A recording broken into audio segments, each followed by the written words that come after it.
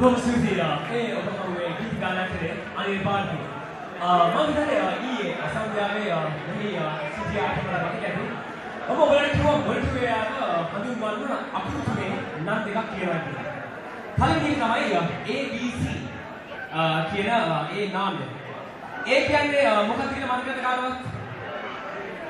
හරි. ඒක මම ඒක අමතක කරන්න. මොකද ඒක මේ පිරිමි පාර්ශවය යන උඩක්ම කැමති පාණයක් මේ පුතම ඉන්න මම කියන්නේ. B කියන්නේ බයිලර් වලට, C කියන්නේ ක්‍රිකට් වලට.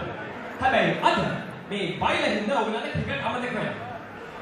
අද මොකද? අද තමයි ශ්‍රී ලංකාවයි ඉංගලන්තය අතර තියෙන තුන්වෙනි එක්දින තරගය. බලන්න එපා. මම ඔයගොල්ලන්ට ලකුණු තත්ත්වය කියන්නේ.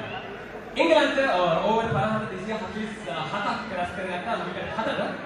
අපිට තව